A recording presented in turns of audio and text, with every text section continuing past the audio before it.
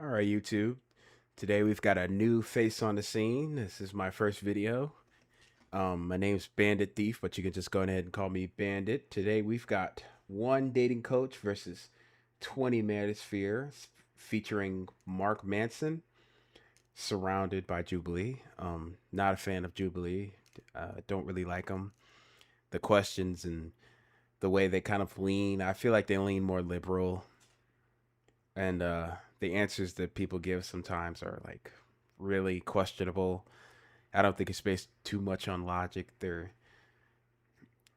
I just don't like the way they operate. But yeah, I thought this was an interesting video. I was listening to it on my route for Amazon and thought I'd save it for later and make my first video out of it because this guy said some really weird things.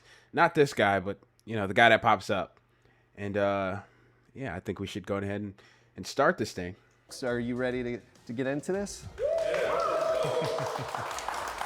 All right, let's get started. Hi, I'm Mark Manson. I'm the #1 New York Times bestselling author and a former men's dating and relationship coach.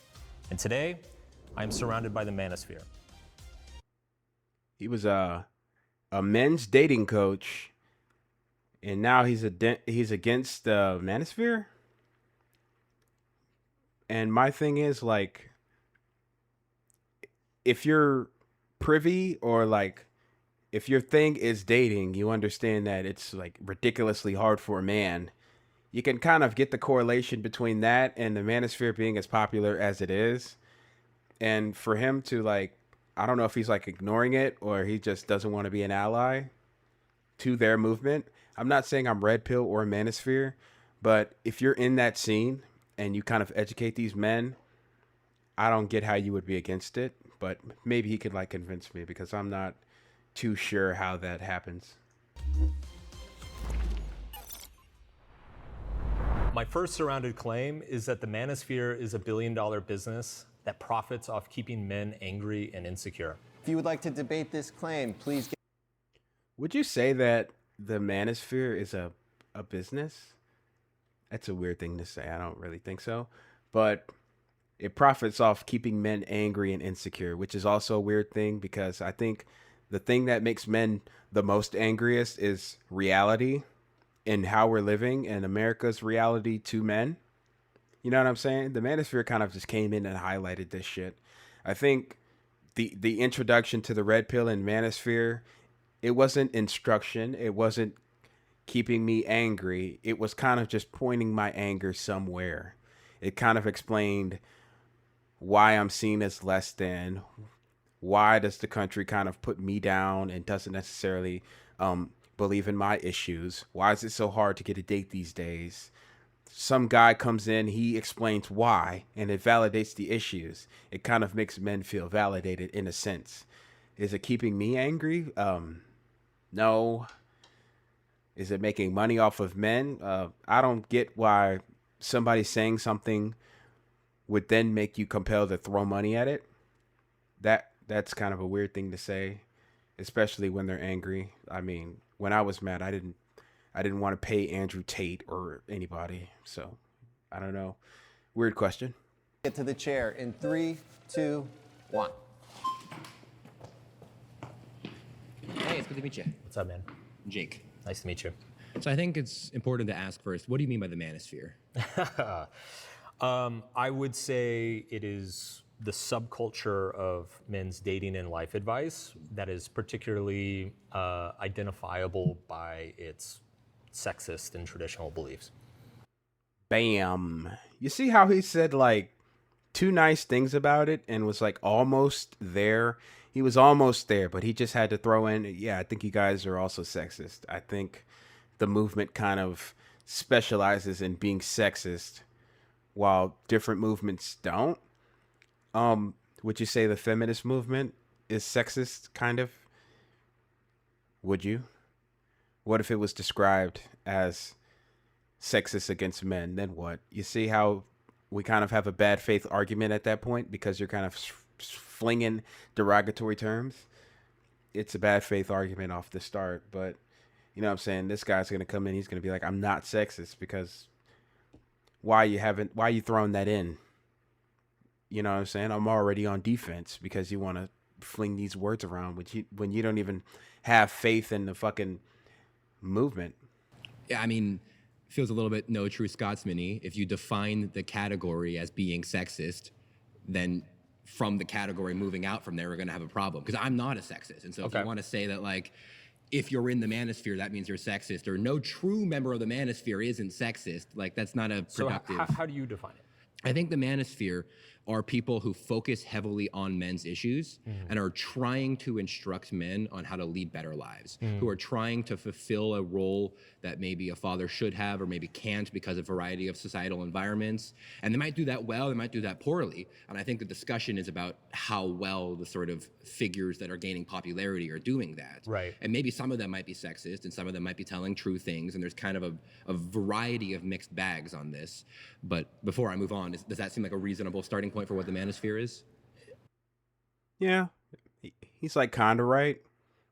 I would say that the manosphere kind of, like I said, highlights issues. The highlighting of the issues is kind of what really took it off, because I'm pretty sure there were probably men and families that kind of said this shit already, said most of it, like, yeah, it's hard to get a date nowadays, or yeah, the job market's kind of hard, and money's essentially what you have to get, and you've got to get big in this world. But I believe that the validation of issues in the male community absolutely took the manosphere like out of this orbit and made it blow up. The fact that somebody hopped online and said, yeah, it's hard to get a date because fucking hypergamy. You know what I mean? It's comforting. It's something that makes sense. Somebody's giving someone an answer. And most people, probably this guy, they're not giving answers. They're just saying that reality is what it is, and the most you can do is fucking go run and exercise and all of that, but who's necessarily validating your issues? And I think as men, like, even back then, like, you suppressed every issue you had, but the difference was your value depended on how hard you worked. Today, 2026, you could work like a fucking dog and still amount to nothing, because you'll never have the assets that say you're worth something. And unfortunately, it's materialism and value. And by value, I mean, can someone look at you and see what they can get out of you? And most men who walk into a room, who have honest jobs, who look average, who are average height, who have an average life, people are going to say they're invisible because there's like a million of them. And he's going to have a hard life, and he's going to be at the mercy of causality. You know what I'm saying? If he happens to get a wife, if he happens to procreate, if the job market just so happens to favor him and he can get a house, hopefully. You know what I mean? He's at the mercy of all that. And that's like 1 out of 3 dudes. The other 2 dudes are either living at home or fucking struggling paycheck to paycheck. And nobody's validating their issues. That would be a broader definition than I would give to it. Well, yeah, you defined it as sexist, and so obviously Yeah, well, mine's yes. much broader. Like, Yes. I'm not even in your definition, so that's not. And I am in your definition. Right. So I would say what has become popularized as the manosphere, and maybe my reading is off on this, but it's stuff like the Tate brothers, Myron Gaines. See, and I hate the fact that he brought those 2 guys up, or 3 guys, because the Tate brothers. Yeah, they're bad examples and they're bad people, but they say like good things every 5 years. A broken clock is wrong twice a day. That's the saying. The fact that he brings these guys up is like a fucking terrible talking point, because everybody that hates the manosphere or talks bad about the manosphere brings these 2 dudes up. And I would say even people that aren't in the manosphere, or like anybody with a brain, understands these people are like fucking terrible. They sell courses. They're assholes to not only women but men too. They're assholes. Not even just being an asshole. Sometimes their arguments are like extremely terrible and not good for men. They say get rich, value promiscuity, go out of the country, do this and make money that, and blah blah blah. in reality, how does this help the average man?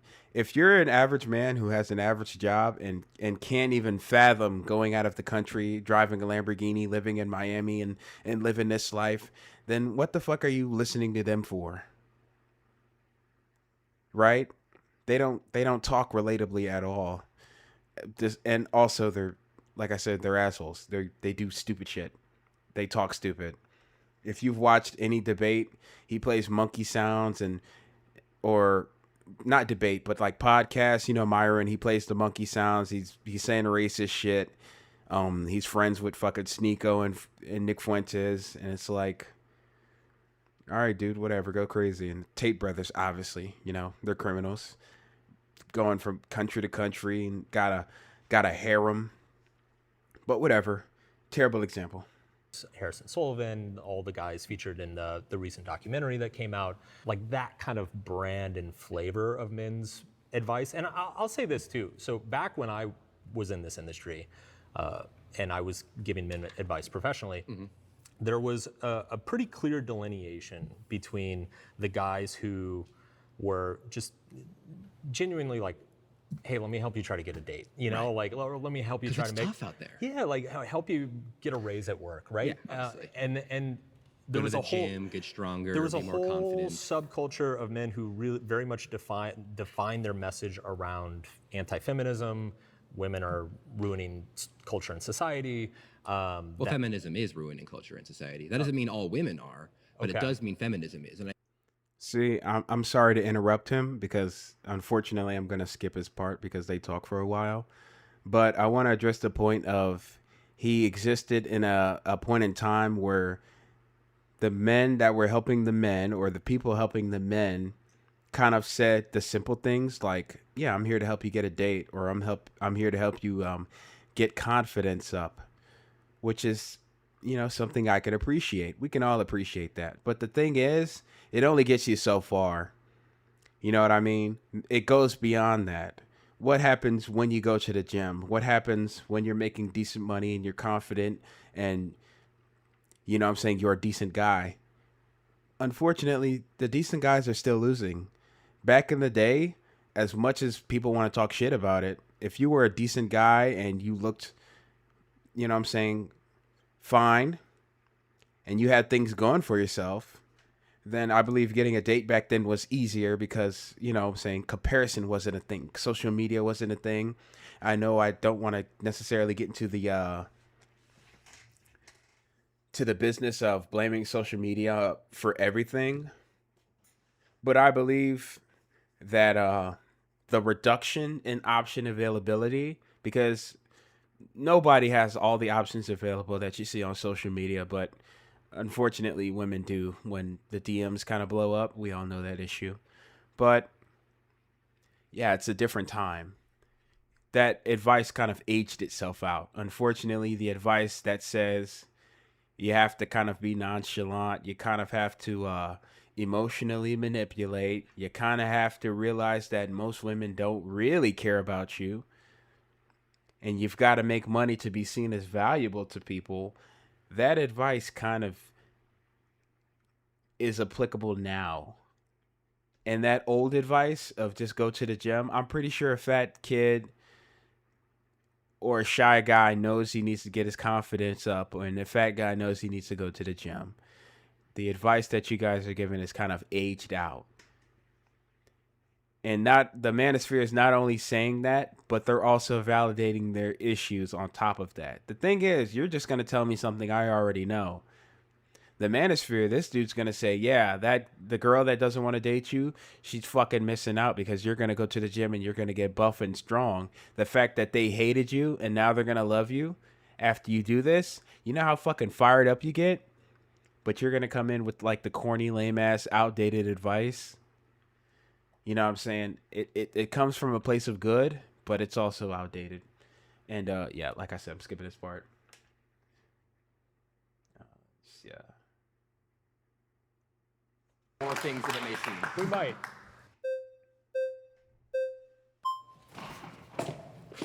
Nice to meet you. Hey, how you doing? Good. What's your view on men right now? Like in 2026, do you believe that the current situation for young men is approximately the same as, 15, 20 years ago? Or No, it's much worse. See, he should have said like 50 or 60 years ago, because like 70s and 60s is when it was insanely profitable to be a man that did decent things. And 15 years ago, it wasn't much different from now. I mean, sure, the dollar blew up for COVID and all of that, and inflation and all that, but the major difference would have been like the 70s and 60s versus now. But yeah. okay, why would you say that it's worse? Things have gotten really rough for young men, and I think it is fundamentally structural and economic. It has to do with the technology, it has to do with the nature of the economy's changing. And the reason I believe this, and I don't buy it's feminism's fault, is because when you look globally, you look at countries that have not had a large feminist impact, the young men are struggling just as much there, if not more. And if you look at some of the countries that are even more progressive and more feminist than the United States, the men are doing better there than they are doing here. So I don't think it's feminism. I think it's happening at a much more fundamental level than culture. Yeah, I hear that. And honestly, I agree with you that a lot of these... Research on global well-being. That sounds so stupid. How do you gauge? They're saying well-being, but they're probably saying like happiness or like contentment.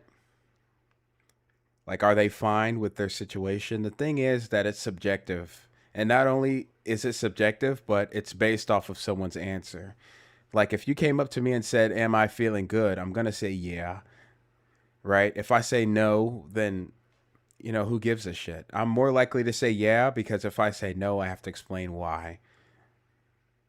You know what I'm saying? I don't know. I'm just not a fan of well-being research, especially when it comes to men and women, because I'm pretty sure most men are going to say they're fine. They don't talk about their issues.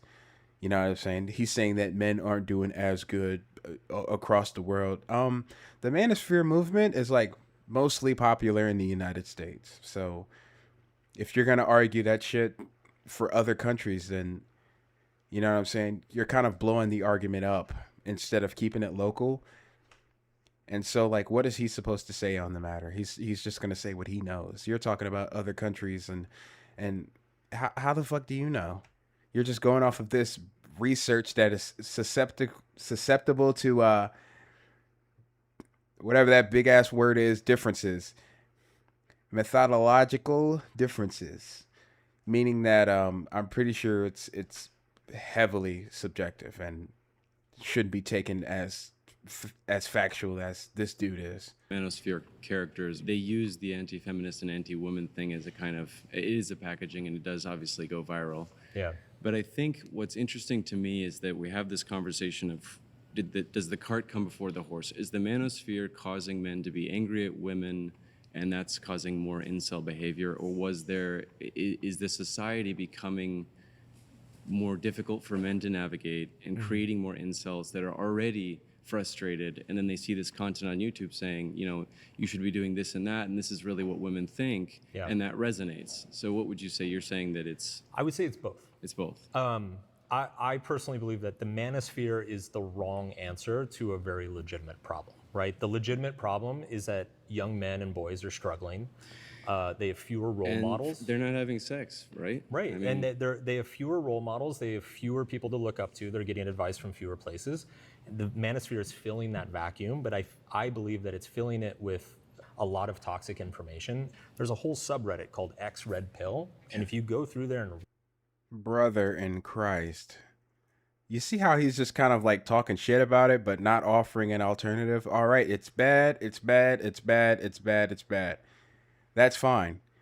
But the thing is, all of this info that you're giving is subjective. You don't know. You're saying that the red pill is ruining people. All right, whatever the fuck. These red pill people or manosphere people say they're fine.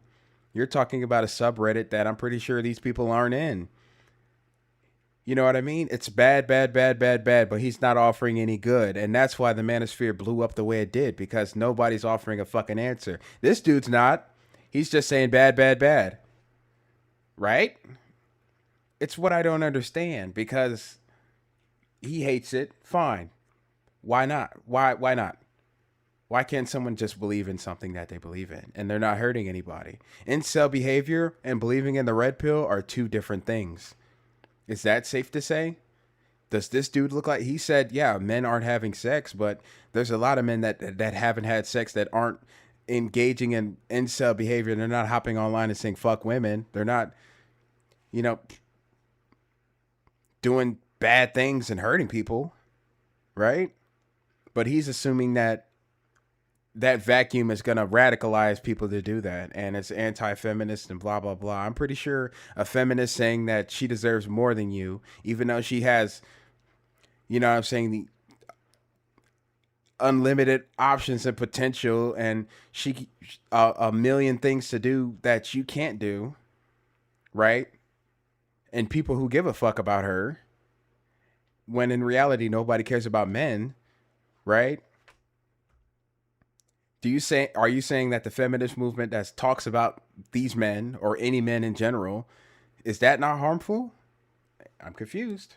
Read all those guys' stories. Like, it is. It's extreme. Yeah, it's ugly. So why do you think, genuinely, like, what is the, you said that there's some systematic change that's happening across, you said globally. So like, what do you think that is?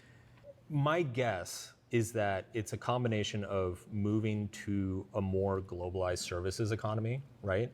If you actually look at the psychological differences between men and women, right? It's like women tend to be a little bit more pro-social. They tend to be a little bit better at building and connecting and managing relationships. We're in an economy where that is more valuable than ever before, right? If you look at male psychology, right? Men are, I think, 4 times more likely to have ADHD. Men tend to lose interest in things. They have lots of anti-energy. We have. See, and this is the bullshit that I don't like to hear. 4 times more likely to have ADHD. All right. There are men that absolutely operate with ADHD, first of all. So to bring up that thing and to kind of say it as a disparity is weird. And to say that women's psychological differences are like one is more valuable than the other is also weird, because now you're saying that the world is going more women. It's kind of forcing itself to go more women. If we're assuming that the world is going more women, then wouldn't that explain the disparity that men are having? You just said that men are still having the same well-being, quote unquote, issue across the world, despite wage gaps, despite poor countries, despite rich countries, despite America, right? And if the world is moving towards more women, if more women is needed, then why the fuck does this disparity exist? And he's kind of contradicting himself, which I didn't like when I heard it, because I'm sitting here and I'm like, dude, psychological differences in ADHD, who gives a fuck? There are people with ADHD that operate just fine. And to say that, well, women, you know what I'm saying, they are better at forging relationships and all that. Yeah, sure they are. Explain that to single mothers. So many devices, so many screens bombarding us with distractions all the time. It wouldn't surprise me if young men. Oh my God, and here goes the screen shit. But are we going to talk about Instagram? How many women are on social media? I couldn't even be on social media for 10 minutes. And the 10 minutes will probably be me watching a 5-minute video and then scrolling 5 more minutes. These people, the women will be on Instagram for hours and hours and hours, either taking pictures, looking at pictures, posting stories, reading the comments for hours. And I think the most a man will do is like play a video game. At least average dudes, not the ones that are on Discord and VR chat and got a bunch of goofy shit going on. The screen thing, not a fan. Women do it just as much. I would assume so. Are more susceptible to that sort of If they do it more. If they don't do it more, I should say. I'm not like totally sure, but I would assume so. distraction and that dopamine treadmill than young women. So would Okay, you? we got to pause there. You've been voted out. Okay. It's just And this is why I fucking hate Jubilee. The vote out thing is dumb. Do they like not like the way the conversation is going? I thought it was interesting because this dude never gave an answer to anything. He just said red pill manosphere bad. Where's his answer? Are we gonna hold him to the fucking fire, or are we just gonna raise the flags and bullshit? Getting good. Yeah.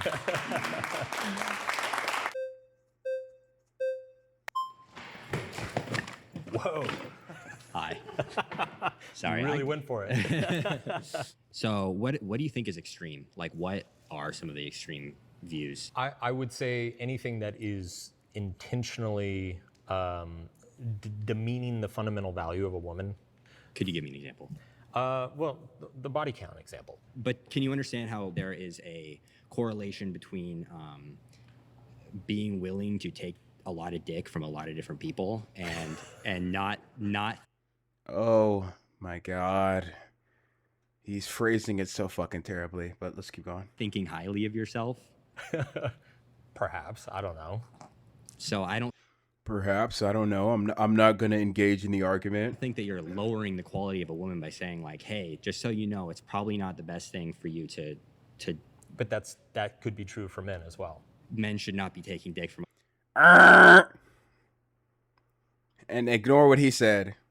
But he's absolutely fucking wrong. And like I said, I'm going to skip his part. He pretty much said the taking D thing over and over, and it's just so fucking weird. I promise you watch the original video. He did it. But it's not the same thing. And I've kind of had this argument before. The thing is with sex and the multiple partner thing for men and women, let me go ahead and break it down very simply. I'm going to break it down as simple as I can. Sex is two things. Either sex is fun or sex is intimacy. It's love. Most of the time, somebody's confusing it for intimacy, or both people assume it's fun, right? Let's say a woman is intimate with multiple partners. She had to get vulnerable. Mind you, this is hopefully, I'm not going to say hopefully, but when a woman is naked, right, and alone with a man, right, the dude could absolutely decide that he's going to fucking choke her out and kill her. He's got that ability. And the woman is allowing for her to be vulnerable and naked, to be bent over, to stuff her face into a pillow and be vulnerable. Now imagine being vulnerable over and over. It's like riding a roller coaster. And then let's say you rode the roller coaster 8 times. You progressively get less scared, and the anticipation of it is less and less. And that's just a feeling. Now imagine intimacy. If you're intimate with somebody and you're vulnerable with them, fine, you get used to it. Then it's somebody else. Sure, it still probably has jitters the second time. You know what I'm saying? You don't know this second person. You did it with the first person. You did it with the second person. The third person is going to be less because you've done it with a new person before. 4, 5, 6, it progressively gets worse. The thing is with a dude is probably never vulnerable unless he's like insecure. But women kind of filter out the insecure guy. No insecure dude is getting coochie on average. You get what I mean? The dude's not vulnerable. He's taking advantage of the situation. And I say taking advantage of not in a negative term, but like he's, you know what I'm saying, acting on his nature, and he's taking the opportunity. It doesn't mean anything. It doesn't mean as much unless the dude was already insecure and he's like, oh, I'm intimate with this woman and I'm sharing my body. But who do you assume has more fun or is less emotionally invested, the man or the woman? I would say the man. So for you to say that it's equal is absolutely dumb, because it's two different species, or no, not two different species, two different genders of the species with two different feelings going about it. One is releasing more oxytocin. We've already proved this in studies. For him to say that it's similar, what, socially? Absolutely not. If you're a dude and you're a virgin, you get fucking clowned. What are you talking about? a lot of strangers. Oh, right. I was going to skip his part. He just talks about D over and over. I'm skipping it. Just weird, awkward laugh. Hi, What's up, man? nice to meet you. How you doing? What's your name? Mark. Mark, my name is Mauro. Nice to meet you. God bless you. Are you familiar with the red pill, blue pill philosophy? Yes. My understanding of it is that the blue pill is basically what society has taught you. You know, do what the man tells you, follow the typical 9-to-5 job. And then the red pill is when you wake up and realize that nothing is as it seems, that society has been duping you, and that it's our responsibility as men to, you know, take control of our lives and go back to the way nature intended it. Wrong? Red pill and blue. I'm pretty sure if you've watched The Matrix, the blue pill, it was gonna send you back home. The blue pill is you go back to your regular life and don't want to see what's past it. The red pill is the truth.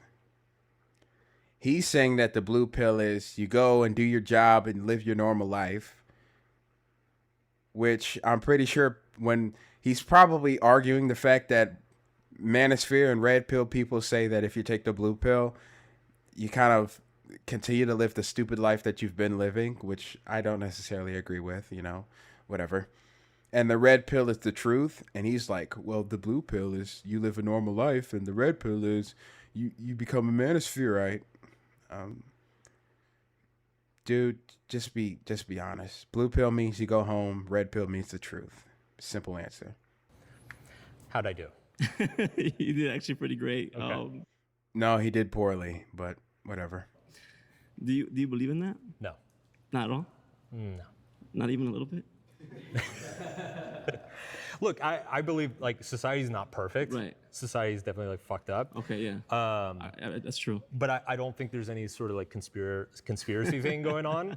As a man, yes, you have to take control of your life. You have to build value for yourself. You have to do something with yourself, right? Like I believe that. 100% agree with that. Okay. Generic advice. Go. 150%. Yeah. It's what I disagree with is all of the packaging and the philosophy. No, right on. Yeah. Actually, I actually agree with that. I think actually like the You disagree with the packaging, but you agree with the messaging. That sounds so dumb. Anybody who believes in arguments in like good faith is able to unpackage what is being told to them. I don't necessarily believe that the packaging matters. Nobody should. It's just a lame way of thinking. supposed like Manosphere whole ideology actually has been hijacked. You know what I mean? With these people like Andrew Tate or Nick Fuentes, you know what I mean? Like, I don't think they're the epitome of masculinity. Yeah. You know, Oh, that dude didn't agree at all. You saw his face. I don't think that really represents what a man actually is. You know, Fuck yeah, dude. Preach. I mean, I do believe with some of their ideologies, but not entirely. You know what I Yeah. mean? Like, do I think, you know, men and women are equal? No. Do I believe that they're complementary? Yes, absolutely, for sure. But I just want to tell you also, like, you know, like part of the Manosphere right, philosophy is the red pill, blue pill, and I actually do 50% believe in that. And I do believe in the Matrix, you know what I mean? And you're stuck in this rat race, Yeah. you know what I mean? And you don't want to be part of that. And then I've been actually like quote unquote like red pill. I really take that philosophy to heart. You know, the thing about the red pill, blue pill, right? Right. Like, you could look at that as just taking responsibility for your own life, Absolutely. right? Yeah, And that's an idea. Yes, it's almost like you're taking the argument in good faith. Oh my goodness. He might be learning, guys. The thing with the red pill and the blue pill, the red pill, shit, what was I going to say? The red pill is pretty much just accepting that there's more to what is being shown to you. You know what I mean? You go to work and if you pretend everything's fine, then yeah, you're taking the blue pill. The red pill is like, the world is already against you. As a man, it is. As a man, biologically, you're wired to go out and conquer. And the world has always eaten men alive. It's always been a numbers game. War, multiple men go out and die. I'm pretty sure during caveman times, they went out and hunted a mammoth, and at least 3 of them out of like 10 dudes died, and they were all right with that. You know what I mean? men are pretty much engineered to go die because it only takes one man to repopulate a whole civilization with time. I mean, they're all going to be inbred and fucking crazy, but technically we're all pretty inbred. But yeah, I think the red pill would just be accepting truth. Like I said, I'm not going to throw myself in the category of red pill, but I believe the idea of accepting more than what reality is giving you, because what it's giving men now is nothing. It tells you to go to work, get a wife and kids, get a home, and contribute to the economy. But you're not being rewarded for that. You're not guaranteed a job that pays well. You're not guaranteed a home. You're not guaranteed you're not guaranteed a car if you work hard at times. You're definitely not guaranteed a wife. And I'm not saying that you should have been guaranteed it. You've got to go out and get it, but I would definitely say it's less possible now. You know what I'm saying? You're not guaranteed anything. And these men have realized, I'm not guaranteed anything. I'm not guaranteed a place to stay if I work hard. I'm not guaranteed a car. And the possibility of me having a family of my own and finally getting some validation in fucking life instead of, you know what I'm saying, living for other people that could care less about me, or I've got to get from under their wings. The red pill absolutely woke up men and told them that there's more. And for him to kind of flatten that and kind of just say, well, it's about men taking agency for their lives. Well, fucking duh. You're just hating on the packaging. Oh, fucking well. That's your fault. That's thousands of years old. Absolutely, yeah. It's the analogy of the cave. Yeah. You have these men stuck at the bottom of a pit of a cave. Yeah. Just watching pure shadows. Yeah. And that's, to me, almost the same as like you're watching the news, you're watching TV. Yeah. I think we can all agree like the news isn't 100% truthful. And then once you wake up to this illusion, you leave the cave. You leave the cave of deception, and you wake up to actually how the world truly works. Yeah, I'd raise my fucking flag too. I don't know what he's talking about. And the world definitely works against us. Yeah. Absolutely. This dominion is not of the Lord. This earth, actually, the devil controls it. And he's the one, actually, I definitely... All right, I think I've said enough, and he's gone ahead and ended it for me. This is going to be a part series. This is part 1. Jesus Christ, 19 minutes, and recordings 37. Yeah, he went on ahead and wrapped it up well for me. Like I said, this is the first video. I know I'm coming off pretty awkward, kind of rambled a bit, but I'm just throwing it out there. You know, like I said, I want to make this a thing. I want to give social commentary. I want to talk about things. I want to give my thoughts, and I thought this was an interesting video to talk about. Like I said, this guy definitely said things I didn't like, and most of the guests, they said some things I agreed with, some I didn't, which is fine as well. But yeah, I believe that discord and argument is needed. You know, like I said, I'm not perfect. I don't give perfect opinions, and I'm not right all the time. He's definitely not right all the time. This guy, he's not right all the time. All of these people aren't right all the time. Even the Manosphere people who claim to be helping men in the way they believe so aren't right all the time. I believe that you should watch these videos and be critical, especially with Jubilee, because they definitely deserve the criticism most of the time. Because I feel like I don't like too many videos for it to not be purposeful. But yeah, like I said, this is my just my coin in the hat. First video. It's pretty shitty, but maybe the second one might be better. Like I said, this is a part series. Look out for part 2. Hopefully it comes out soon. You know, if my schedule allows it, I'll try to get it out. And yeah, I definitely had a bit of fun, got into my shoes a bit, and see you in the next one. Thank you.